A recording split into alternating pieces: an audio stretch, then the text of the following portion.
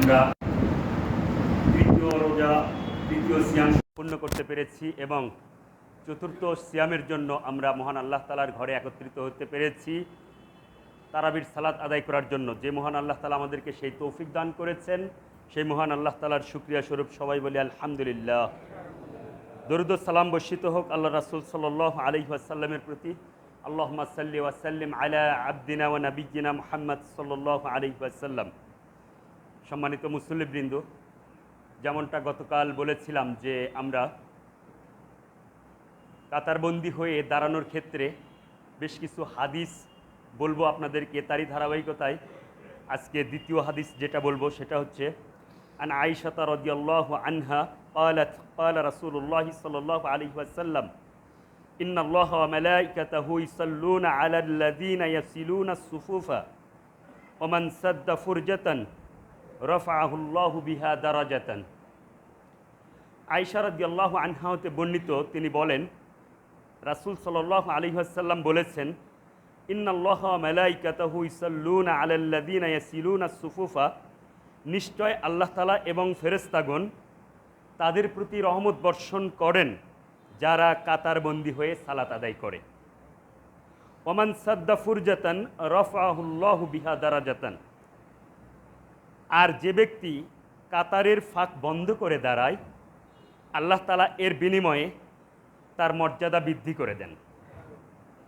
এই হাদিসটি বর্ণনা করেছেন ইবনু মাজায়, এসেছে 995 নম্বর হাদিসে, মুসনাদে আহমদে এসেছে 24,631 নম্বর হাদিসে এবং এর সনদ সহিহ সিলসিলা সহিহাতে এসেছে 2532 নম্বর হাদিসে। আমরা ধারাবাহিকভাবে বেশ কয়েকটা হাদিস আমরা উল্লেখ করব। এই পায়ে পা লাগানোর ক্ষেত্রে কাতারবন্দি হয়ে সীসা ঢালা প্রাচীরের মতো আল্লাহ রাসূল সাল্লাল্লাহু আলাইহি ওয়াসাল্লাম যে সালাতে দাঁড়াতে বলেছেন এবং এর যে ফজিলত, এ সম্পর্কে আমরা ধারাবাহিকভাবে হাদিসগুলো বর্ণনা করব।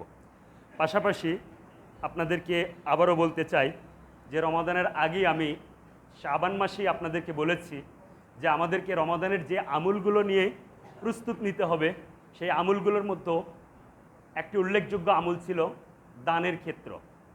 রাসূল সাল্লাল্লাহু আলাইহি সাল্লাম এমনিতেই দানশীল ছিলেন, কিন্তু রমাদান মাস আসলে তার দানের মাত্রা আরও বেড়ে যেত। তো আমরা সেই রমাদান মাসে পৌঁছেছি। আমাদের বিগত জীবনের যে ভুলগুলো হয়েছে, যে পাপগুলো হয়েছে, এই পাপকে দ্রুত ক্ষমা করে নেওয়ার জন্য আমরা আমাদের ফরজ যাকাত ছাড়াও আমরা নফল দানে উদ্বুদ্ধ হব এবং বেশি বেশি দান করার চেষ্টা করব। আমাদের দান বক্স নিচে দেওয়া আছে, মহিলাদের জন্য সেখানেও দান বক্স দেওয়া রয়েছে। আমরা কোনোভাবেই যেন এই দানের ইবাদত থেকে মাহরুম না হই, এই বিষয়টা অবশ্যই লক্ষ্য রাখব। একটা মসজিদ চালাতে গেলে অনেক ধরনের খরচ আছে, সেখানে এমনিতেই মসজিদটা সম্পূর্ণ হয়নি। আপনাদের অর্থ দ্বারাই যতটুকু হয়েছে আপনাদের অর্থ দ্বারাই হয়েছে, আবার বাকিটা যেটা আছে ইনশাল্লাহ আপনারাই সেটা সম্পূর্ণ করবেন।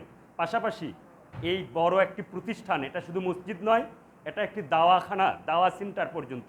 এখান থেকে দাওয়াতি কাজ বিশ্বের চারিদিকে ছড়িয়ে পড়ে। তো এই কাজগুলো সম্পূর্ণ করার জন্য অনেক অর্থের প্রয়োজন হয়। যারা দায়িত্বশীল আছেন তারাই বুঝতে পারেন যে কিভাবে অর্থগুলো খরচ করতে হয়। আপনারা একটু দানের হাত বাড়াবেন। আর মা বোনদের বলবো, আপনাদের যাদের বাচ্চা আছে বাচ্চাগুলোকে আপনারা পিছনে দিয়ে দিবেন, বাচ্চারা পিছনে খেলাধুলা করুক, তাতে কোনো সমস্যা নেই। এটা আপনারা একটু মেনে নেবেন।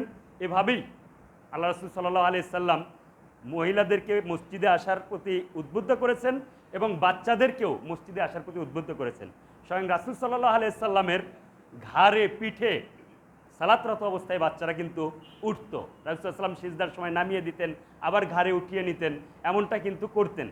অতএব বাচ্চাদের এই সমস্ত খেলাধুলায় যেন আমরা বিরক্ত না হই। মহান আল্লাহ তাআলা আমাদেরকে এই আমলগুলো করার তৌফিক দান করুন।